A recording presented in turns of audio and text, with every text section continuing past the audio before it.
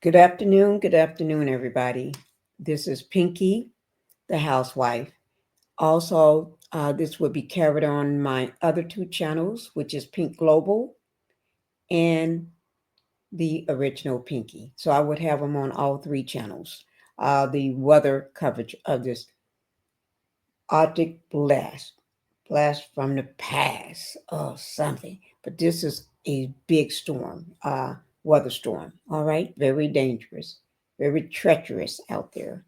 And so I'm coming to give you the latest update on it. I gave you an update this morning, so I'm coming back to make sure I finish up before I go to bed. Give you another update because today is what, Monday, January the 20th. So Tuesday, the, the 21st, is supposed to, you wake up and a lot of the schools are closing, everything. But I'm going to let y'all listen to what's going on. I have a video for you, KHOU 11. So they're going to give you the extended coverage of the winter's weather, okay, for the Houston area, for the Austin area, and in between and everything else. So I'll just let them give you that information. The Their information will be down in my description box below my video. So if you want to go back and watch the full coverage again, or if you missed something, you can do that. But it will be down in my description box. Before I get started, let me go ahead and get the house rules out of the way. Welcome to the Pink House. Can I have everybody to go ahead and hit that like button because that is how I keep my channel on YouTube. In order for me to stay in the algorithm, I need everybody, if you don't mind, can you go ahead and hit that like button for me now before we get started? Get that out of the way. And subscribe to my channel if you have not subscribed to it. If you already subscribed to my main channel, which is Pinkie the Housewife, then please subscribe to Pink Global. And then my second channel, which is my third channel, which is the original Pinkie. Okay? I go by Pinkie on all three channels because that is my name. All right? So we're going to go ahead and get started, guys. So we do have a big storm. You can see what it's heavy snow, sleet, and ice. And actually, it started. Uh, my husband was out in it. I would say about he came back home about 5 or maybe 5:30 and said he had something hitting the windshield, maybe a little. Uh, he didn't know whether it was snow or sleet, but uh, tonight when I looked and went out on the front just to look, it was snow falling. So we have the snow falling already. And then the roads are going to be very dangerous. But I'm not a meteorologist. I'm a housewife. Okay. So let me go ahead and let you all get on to the people that's going to tell you about this. But just make sure you all hit that like and subscribe button so I can just be quiet and do what I'm supposed to do. Okay. All right. Here we go, guys. I'm going to leave the caption on because not everybody can hear as well. So I prefer to leave that on for just in case. All right. Here we go. Hello there, and thanks for joining us on this extremely cold Monday night here on KHOU 11 Plus for special. It ain't going to work. Okay. It doesn't work when I go expand it. Streaming winter storm coverage. I'm Mia Gradney. Yes, we are dressed for the cold. I'm Len Cannon. Tonight, we have a lot to get to as this Arctic blast heads our way, bringing with it snow, sleet, and ice, and this storm could be one for the record books. We have Chief Meteorologist David Paul and Meteorologist Pat Kavlin in studio, keeping an eye on everything for us. Amanda Henderson is live at the Houston Emergency Center with the latest from Mayor John Whitmire and public safety officials. I'm Marcelina Benito. He is in Cypress, checking in with people about their last-minute preparations. But let's get with our weather team first. What's the latest update on precip and snow day? We're beginning to get lots of light sleet across northern Harris County and in Montgomery County. So it's beginning to come down in many parts of the area. Now, that being said, temperatures at the surface for the moment are still above freezing. So what's falling is not sticking. 37 degrees at Hobby, Bush 37, Tomball 36, Conroe 35. And in this area here, we're getting light sleet mixing with a few snowflakes. There's the first band beginning to develop across Houston and southeast Texas. Dallas getting very light precipitation, a little bit of snow up there as well. And it's filling in there between Dallas and Houston. Waco getting in on some light snow there as well. Zooming into our area, there's our first snow band beginning to set up. It's very light. And again, it's mostly ice pellets. Those are from on-the-ground reports. It's light, but a little snowflake is mixing in every now and then, stretching from all the way from Lake Livingston to Cleveland to Kingwood to Spring to the Woodlands, back to Cypress and to Katy, and all the way back to Austin County. Zooming in, and look at this, even inside the 610 loop now, radar picking up some very light sleet mixing with snowflakes. That's pushing into the heights there across West 34th and 43rd Street. There's the heights, couple little snowflakes falling there. Cloverleaf to Magnolia on the east side, getting a little bit sleety as well. But you can see the darker colors here. That's where the sleet is a little bit heavier. Spring back to Cypress through the Klein area, and then up to Roman Forest and Eastgate. Here's a closer view of Spring. There's the 99 connector. There's the Hardy Toll Road where it splits with I-45. Woodlands, a little bit of ice pellet action coming down right now to northwest Harris County. Corville to Klein to Cypress to Deco, all getting light sleet.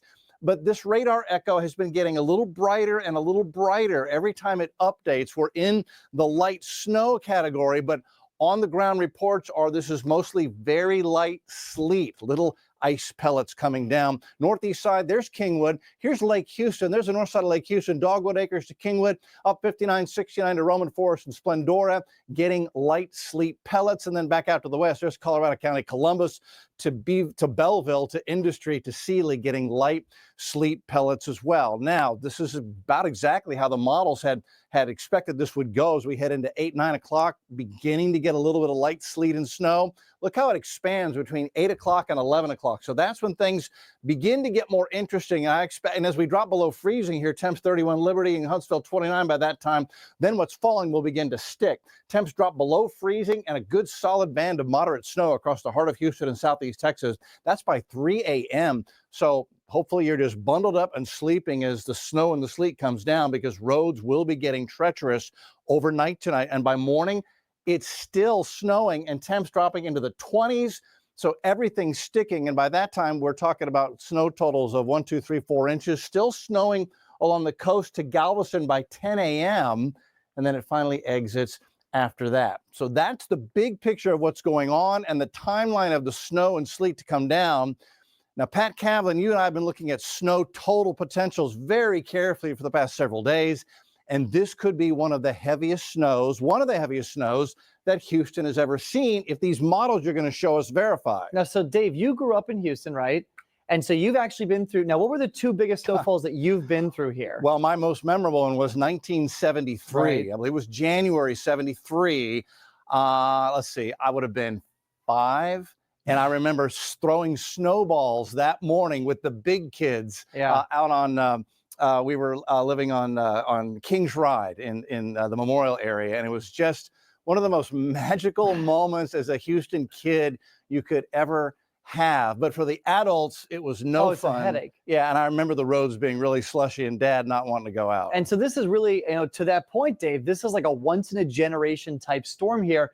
We could see those types of snow totals again by the time it gets tomorrow. Here's the latest snowfall forecast that we've got running for you right now. We'll start to the west first. I think places like Columbus down to El Campo right now looks like probably around 2 inches, 1 inch as you go well off to the west. Then places like Fort Bend County, getting into Brazoria County, Austin, Colorado, up to 90. We could be in that 2 to 3 inch range. But I think as we get into Harris County and into parts of Montgomery County, 3 to 5 inches of snow, not out of the question. It really will ultimately depend on how fast we get that changeover from the sleets that we're seeing right now to just plain snow. And if we can get that changeover quick, we are going to have to pull that darker blue farther to the west to include some of those northern areas. But I do think the city will see 3 to 5 inches. And look at how far, look at this. The 3 to 5 inch snow contour goes all the way to the coast. We could see 3 to 5 inches of snow on Galveston Beach. Think about that. by the time we get to tomorrow morning. So really impressive numbers showing up here. And then that big jackpot, the big bullseye, will be out to the east along I-10, where we can see 5 to 7 inches plus in Louisiana. Weather impact alert in effect. This is for that heavy snow, for the sleet that started to come down already. This will be with us starting now, going all the way through noon Tuesday. That's when everything should quickly start to wrap up across the area. Travel will become extremely dangerous very quickly here, even within the next few hours, with that sleet falling right now. Travel conditions will start to diminish rapidly and become almost impossible at times as we get into tomorrow. So weather impact alert in effect for tomorrow and for Wednesday. The reason we have it in effect for Wednesday is because we see a hard freeze late Tuesday getting into Wednesday morning.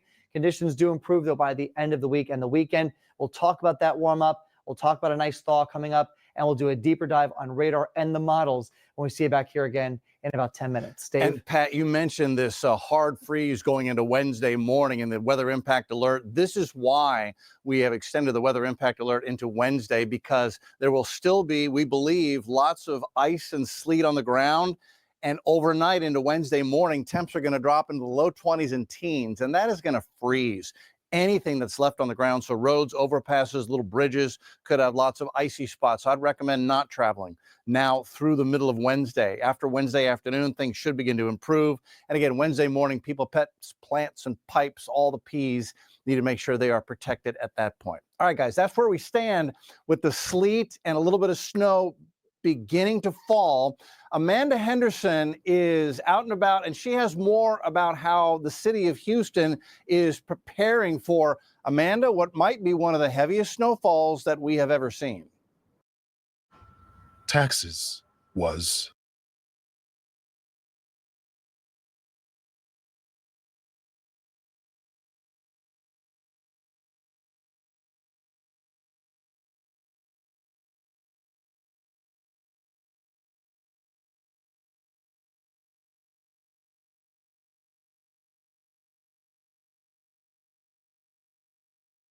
Okay, guys, I don't know why it's spinning. I don't know whether it has something to do with the weather out here, but I'm going to have this checked tomorrow. I cannot go through. This is the second night of this, and I can't do this again tomorrow. I cannot. But until that works itself out, let me just say tomorrow, which is going to be Tuesday, the weather's going to be really, really bad. And tell you what, here they are. Yeah, and of course there's that excitement surrounding it, but there's also a lot of anxiety surrounding it. I know we don't compare storm to storm, but a lot of people have been saying that they think about 2021 whenever there's any kind of mention of snow or sleet. And I can tell you that some of it's already been falling out here in Northwest Houston. But city officials are saying, listen, we have a plan. We know what we need to do, and we know who we need to communicate with. And that preparation has been ongoing since last Thursday. But Mayor John Whitmire a little earlier this afternoon saying this is the time to get home and to stay home. And if you're on the roads, like we see some people right here behind us, you better be going that way, because the ice, again, it's starting to fall and we can see it. I don't know if you guys can, but I have felt it hitting me in the face. Here's what we know for tonight and going into tomorrow. Public Works is going to have crews that are going to be stationed across the city, not only to pre-treat those roads as best they can alongside TxDOT, but to also be there for any calls that they may get, especially any of those busted pipes. If you see them, call them in. The other big thing to keep a reminder in the back of your mind about is that first responders, they are on the clock. They're not going to go away. So if you have an emergency, call them. However, their response times are likely going to be impacted if there's any kind of precipitation on the road and it freezes, ice, wintry mix, even snow that eventually completely melts. That is something to keep a very close eye on, because that's not always visible on the roads. So again, city officials really hitting home the point. If you do not have to be on these roads for the next couple of days, just don't do it. Enjoy this potentially once in a lifetime situation with your family and your loved ones safely. Listen, it's cold. We know it. we know this is exciting, but you also have to be smart about it. So if you do have to be on the roads for any reason, drive slowly. Again, I drove in the Midwest for 10 years. This is something that we're used to every year. We see the ice, we see the snow. It's not something you can drive in at a normal speed like you would when the roads are completely clear. You got to be careful. But that's what we're seeing out here right now. A little bit of a preview of what's to come, and everybody's excited. But again, the time to get home is now. We're going to toss it back to you guys in the studio. Yeah, watch that Winter Wonderland from the comfort of home. Thank you, Amanda. Marcelina Benito joins us now live from the Cypress area. How are people there preparing? What's the word, Marcelino? Well, guys, as David Paul mentioned, you can already see that the snow sleet type mixture has begun to fall. My photojournalist Cesar Nunez is probably trying to give you a good look as to what it looks like out here right now. You see a pretty steady flow of sleet at this point. Nothing sticking at this point, as David mentioned. We are above freezing here in Cypress, but I can tell you when that wind blows, it almost feels like we're under 32 degrees. Now, I spent most of the day here at this Buc-ee's off of 290. They call it the baby Buc-ee's. It's not the big one that's further out west. And you see a lot of cars out here right now, but really this has been pretty quiet these last couple minutes because it has been far busier throughout most of this afternoon. No pumps have really been available most of the day. People coming here, stocking up on gas. We've been talking to folks who wanted to stock up on gas for their generators, for their vehicles, just in case the power does go out. Now, as Amanda mentioned, the city hoping we don't have major power outages this time around. That is a concern. Folks do remember the last winter storm in 2021 when we did have those issues. I just talked to the man who's hauling this equipment here. I asked him if he could use this for snow, if we would need to use it later when we have several inches of snow that we expect to fall in this area. He said, no, this is what he was using for his job today to move concrete. These people are still coming home from work. They're heading to their homes. And I can tell you just for reference, I was at this same baby Buc-ee's back in 2021 during that severe storm.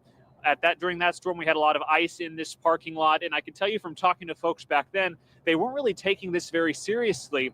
People were planning to go out. They wanted to see. They were curious. This time around, everyone we've talked to out here says they are planning to take this very seriously. They're stocking up on everything they need. They said grocery stores have been madhouses across the city.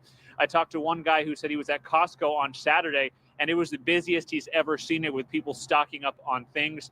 People telling me they had bad experiences in 2021 when they tried to get out on the roads, and they don't want to make that mistake this time around. Just behind us, you can see 290. This is 290. You can see some cars will be driving by here. You'll see some lights. The roads are fine right now because we don't have heavy precip falling, snow or sleet.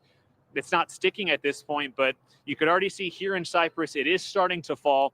These roads will continue to get worse as this goes on hour after hour. So this will not be what it looks like in just a few hours here in the Cypress area as this continues to develop.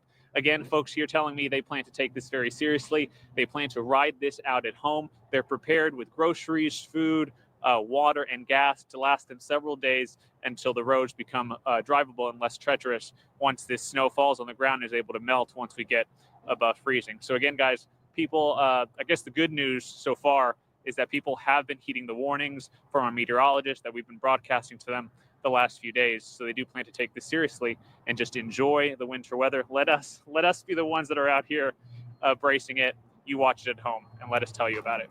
Back to you. Yeah, we know for certain that a lot of Houstonians have PTSD after those bad experiences that you mentioned. And I know everyone was out shopping this weekend, if not today. The stores were packed this weekend. I have to say, when I went today, it wasn't so bad. I feel like everybody does not want to be caught off guard again. Do you know what I mean? They didn't have their stuff perhaps last time, so they're making sure I've got it well in advance. They've known it's coming. I ventured out yesterday, and everybody was out. I was at Costco, and it was like bumper cars with the carts. Excuse me, pardon me. It was a madhouse. And I went to another grocery store, almost couldn't find a parking space. People backed up, waiting for somebody to leave. Yeah. It was wild. Yeah, it was a little bit better today, at least in my parts. But again, I think that's because everybody... They saw you coming. No. I think, David Paul has done such a great job, and Pat Kavlin, of getting the word out early and prepping people. I think people, have really listened because they've learned the hard way. Very true. They've been a witness. Okay, take a look at this now. Some light sleet falling in the Cypress area. Marcelino showed us some of it. This is from a different vantage point. Video courtesy of Joseph Alvarado. Keep sending us those videos, by the way. Yeah, they're going to keep, more snow is going to be coming, so the snow and the videos are going to get more interesting. We know there may be a lot of anxiety about power outages because of 2021. We do want to be clear here. This is not going to be a statewide winter event like the one we went through 4 years ago. The strain on the power grid, it is not expected to be as bad this storm. Regardless, though, we are closely monitoring the grid conditions for you. I want to give you a look here. This is from ERCOT. The top line in this graph is supply, and it's hovering over the bottom line, which represents demand. This means there is enough power to keep the lights on for now, and it's forecasted to stay that way for the immediate future. And tonight, Centerpoint says about 3,000 workers are ready to be deployed if needed to respond to any power issues caused by the winter storm. This is a view of one of 3 staging areas for Centerpoint and its utility service crews. This gives you an example of how prepared they are. That is an army of trucks and vehicles ready to go. This is south of NRG Stadium. These particular trucks include local workers, but also workers here from North Carolina, Virginia, and Florida. Earlier this evening, Centerpoint held a news briefing to discuss their readiness and plans for the winter storm. Let's take a listen. On Wolfman, I felt that the best way to approach it was more practically. Action! I wanted to actually see it.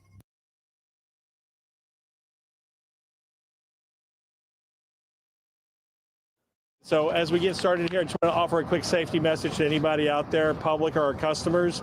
Make sure you check on those elderly friends and family and neighbors, as well as people in your neighborhood. It's going to be cold, and we want to make sure everybody's being taken care of. So make sure you reach out to people who might not be aware of what's happening. So please take the time to do that. I want to focus on what we've been doing for over the last week. We've been tracking this weather for quite some time. Our in-house meteorology team, along with our additional outsourced partners, on the meteorology front, we've been tracking this. We've been preparing. So this goes all the way back to last Monday. We started looking at this. On Wednesday, we activated what we call our winter readiness plan. That's both for electric and gas. So we started doing a number of checks on our equipment, thinking that this might actually be what's happening. So we were executing that. On Friday, we made the decision to go ahead and ask for mutual assistance, which means bringing in additional resources from other states to make sure that we would have enough people to be able to respond to the situation.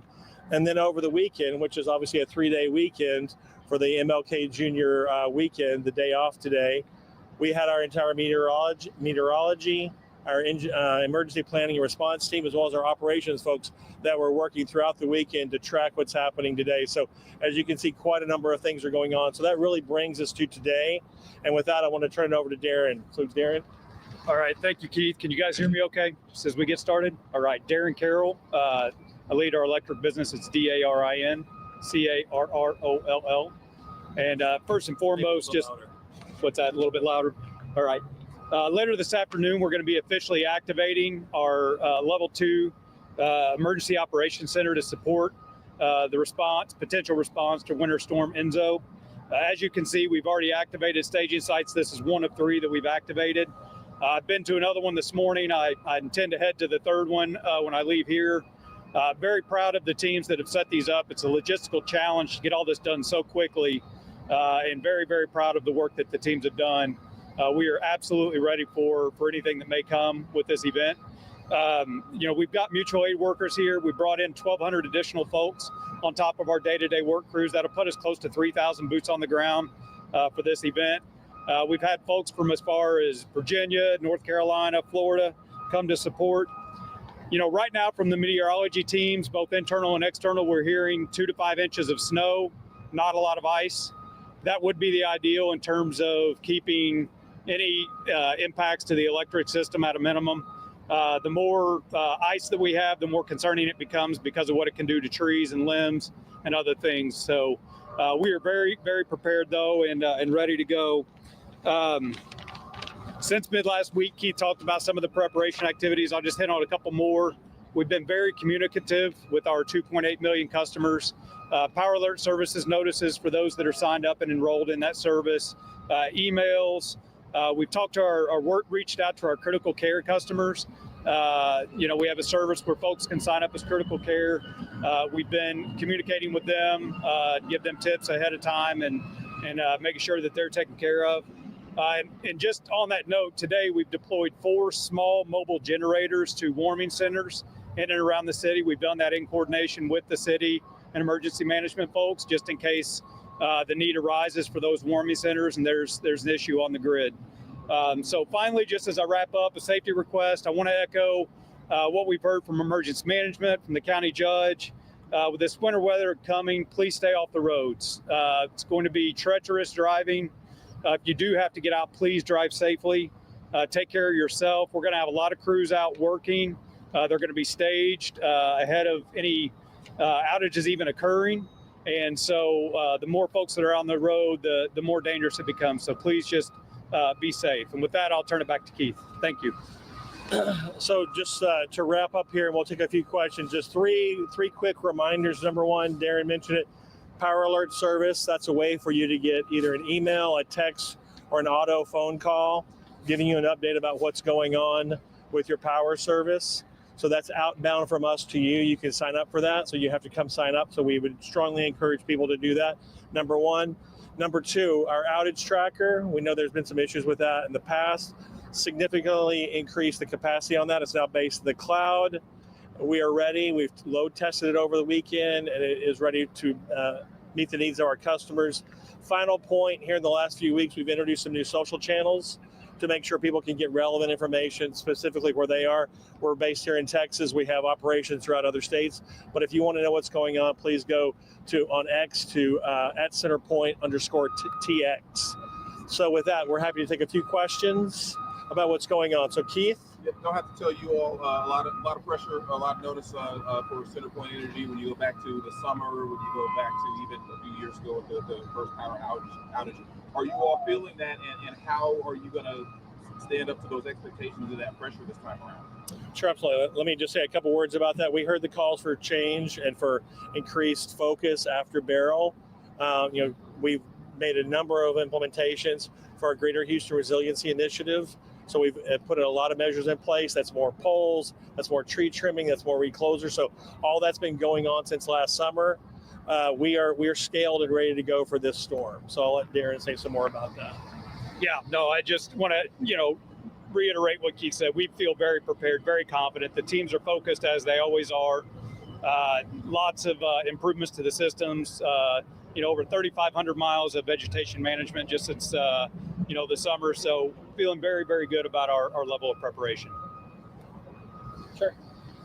Can you talk about what you're seeing with your internal damage models? What areas are expected to be hit the hardest, and how many outages you're prepared to handle? A woman's car broke down. She calls for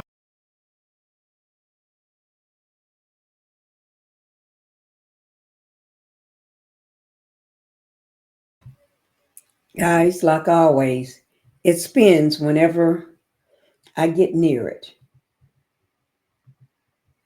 It spins. Hey, really good question, Claire. So I think the question was, in terms of the damage model, what are we seeing? I would say the weather models have varied widely every single day. So I would say we're continuing to track that. In terms of what we're scaling for, I mean, we've got 3,000 workers here between our own crews and folks here that work for CenterPoint and locally, as well as the 1,200 additional mutual assistance folks that are in from across the country. So we feel scaled really well to be able to meet the challenge. I would say the one thing that we're going to need to keep in mind is it's going to be precipitation on the ground. It's going to be cold tomorrow night and freeze. So access is going to be key for us. We're going to be out trying to do our work, but getting on some of those roads that maybe more treacherous, we're just going to have to wait and see what that looks like. So we'll have to see how many outages there actually are, Claire. What are you guys doing differently in comparison to, let's say, the 2021 freeze? You talked a little bit about the vegetation, but for people at home that are concerned that went through that firsthand, what would you tell them? Yeah, let me let Darren take that one. Yeah, thank you for the question. The 2021 event was very different. That was not about impacts to our system directly. That was more of an issue of us having electrons delivered to the Houston area, right? So very different. We did rotate load during that event.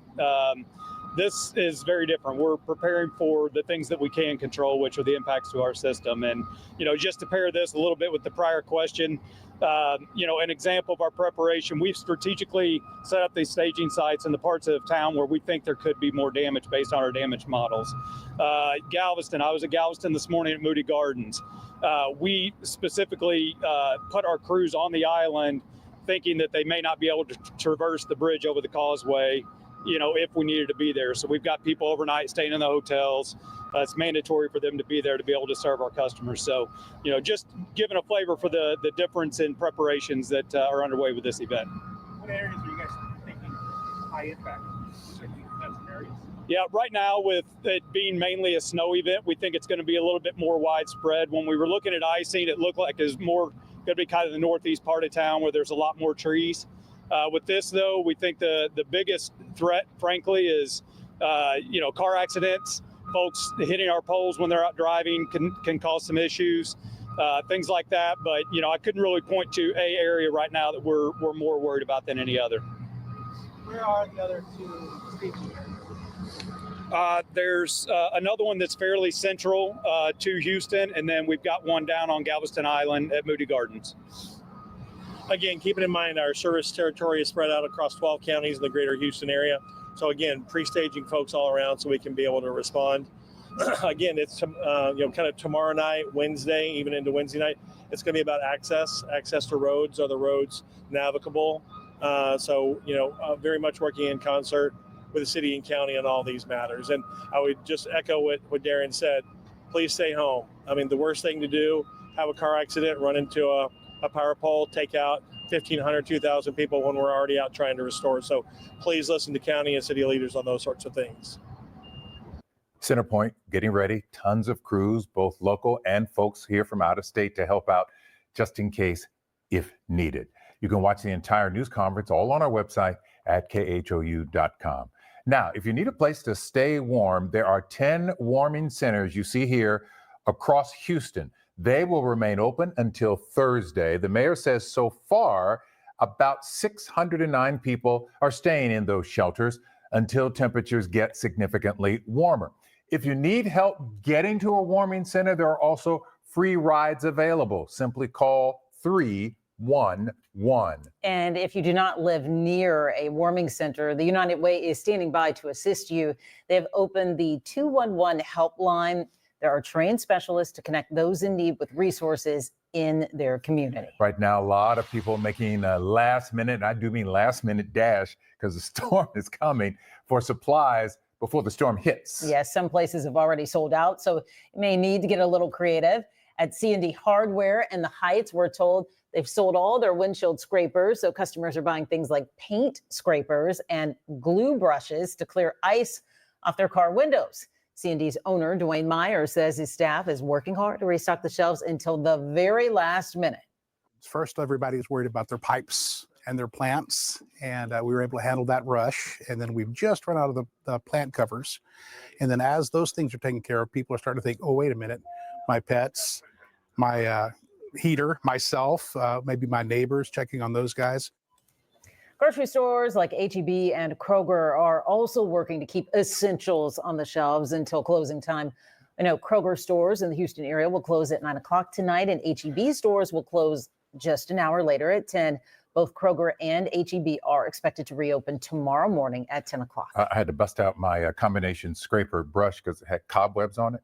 Because it's been like, 3 years since I've used it. So it's out and I'm ready and I know how to use it because, that's your background. That's my background. You've been there, done that before. Bring it. Mm-hmm. All right. Right now, there's some conflicting information from local officials about whether or not to drip your pipes. Most experts will tell you you should drip water from your pipes to prevent water from freezing and causing the pipes to burst. But if you are in the city of Houston, officials are urging you not to drip water. We ask that you not drip water in your homes to keep it going. Open the cabinets under your sinks to let that go. Water pressure is a real issue when everyone drips water at the same time. Mayor Whitmire also noted low water pressure could create issues for firefighters when they need to pull water from fire hydrants while responding to a fire. So again, Leave your cabinet doors open before you decide to drip water from your pipes in the city of Houston. TxDOT and other agencies have been pre-treating the roads to prepare for incoming ice and snow. They've also brought in some equipment we don't usually see in these parts. No, we don't. Troy Kless in Sugar Land tonight to show us the snowplows standing by. TxDOT has crews prepared to roll out in case there is precipitation on the roadways. That includes these snow plows that are brought in and are currently stationed at their Sugar Land office. Although the special equipment is here, TxDOT is still asking people to stay off of the roads.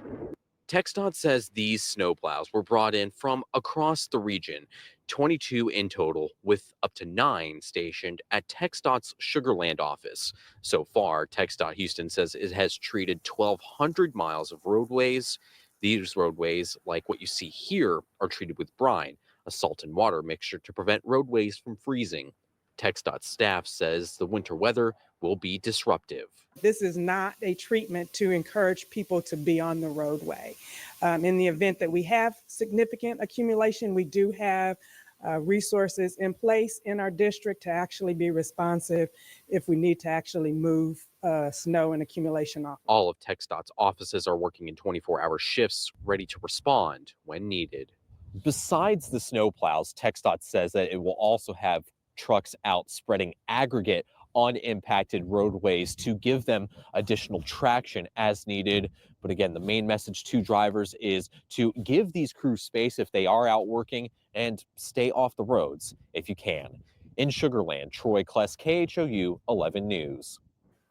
If you were on the roads over this weekend and even today, you likely saw a TxDOT or city crew spraying streets and highways. Yes, indeed. We know they are putting down brine, like Troy mentioned, but what exactly is it? How is it going to help? Cheetah Craft now explain it all. Now's the time.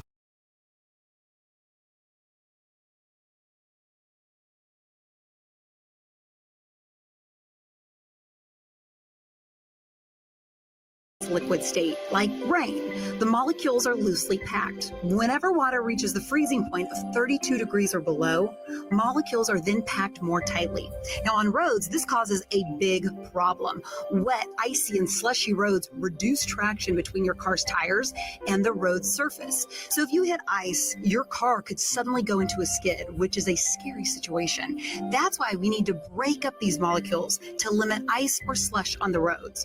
Now, salt or brine solution does not necessarily melt ice or snow with increased heat. It merely brings the freezing point of water to a lower temperature. At the molecular level, the salt molecules get in the way of the bonding water molecules, helping it not to freeze. The regular freezing point of water is 32 degrees. Adding sodium chloride lowers that freezing point to 15 degrees, using science to make us a little safer. Thank you, Cheetah. The roads quickly becoming more dangerous in these overnight hours. Houston drivers, we are not used to navigating the ice, that's for certain. So Michelle Choi has a step-by-step lesson on what to do if you encounter an icy road. So with the winter storm coming, you're going to want to check your tires now. Don't wait till it's here. Brad Coleman is the owner of Safeway Driving here in Houston. He says when driving in winter weather, the first thing you want to do is check to see what kind of tires you have. I think that's one of the most dangerous things of winter driving here in Houston especially is people don't think about their tire compound. We have a lot of people running summer tires. They're not made for temperatures below 45 degrees. The compound gets very hard and you start sliding across the pavement, whether there's ice or not. Once on the road, Coleman says it's important to go slow and really be extra careful to leave a lot more space than you're used to other cars around you. And when it's time to slow down, you're going to have to slow down a lot sooner. He says double your braking distance if there's snow on the road. When it comes to driving in icy conditions, he says it's important to be extra cautious on bridges and overpasses, which freeze faster. And if you do run into an icy patch, here's a step-by-step guide on what you should do. Step 1, stay calm, keep the wheel straight. Step 2, try not to make any sudden movements with the brake or the steering wheel. And step 3, if you do make a sudden movement and the car starts sliding, steer into the direction of the skid and the direction you want the car to go. All right, here's something else we want to remind you about. Fires caused by space heaters and carbon monoxide poisoning can be deadly. So here are some crucial safety reminders as we prepare for the chilly days ahead. As Houstonians brace for the Arctic blast, small engine repair shop owners like Marco Leon are expecting to service dozens of generators in the coming days. Number one cause of a lot of these generators that come in is because they'd never checked the oil and they ran them until the engines just busted. If your generator has been sitting in your garage for some time, make sure there's fresh fuel in it and remove any old fuel. Here's a refresher course on what you need to do before firing it up. So the first thing you should do is always make sure that the fuel valve is on. It's usually under the fuel tank right on top of your engine. You'll see that it says on or off.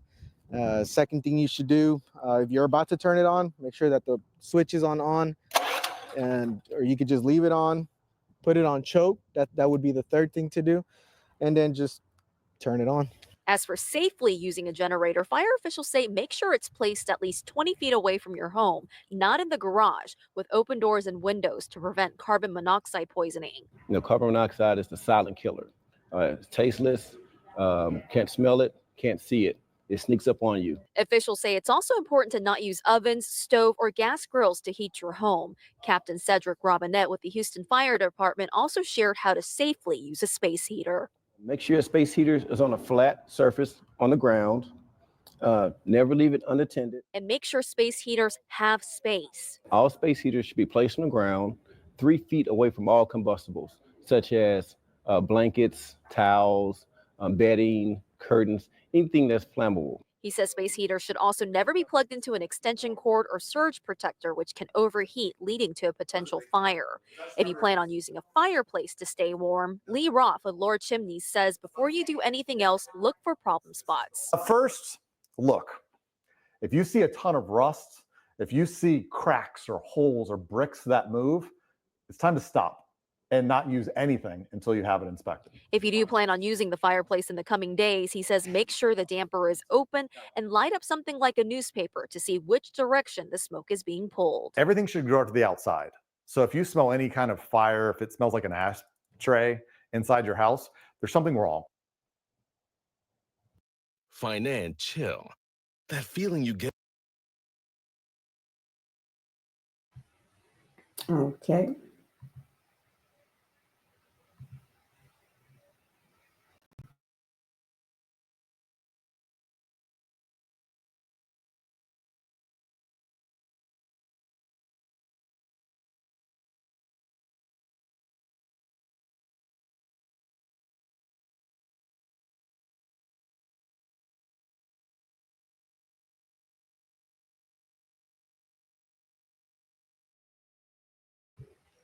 Okay, guys. I hope that was some good information for you since we got this storm going on and everything. Winter storm coming. It already came. I shouldn't say coming, is already here. So some good information about your fireplace, space heaters, your generators and stuff, what to do and what not to do, how to make sure you're what to look for when you're out driving and your tires and all that, and stocking up on things. And when you don't have exactly what you need, like the ice scraper for your windshield, there's other things that could be used. So all that good stuff. And like they say, the best thing we can do is just stay home. Just stay home. Stay off the road to be safe. All right. But I know some people do have to get out because people do have to work. And people do get sick and have to go to the hospital. So I can, everybody understands that.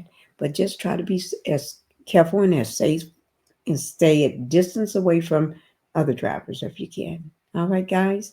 I hope this was a little more information for you. I will be catching up with you tomorrow morning, which is Tuesday, January the 21st. Yeah, it is the 21st now. I just looked at on my computer. It is the 21st. It's 12:24 a.m. now. All right, guys. We're going to be going now. I think I had enough. Okay? All right, guys. Y'all just take it easy and enjoy. Good night.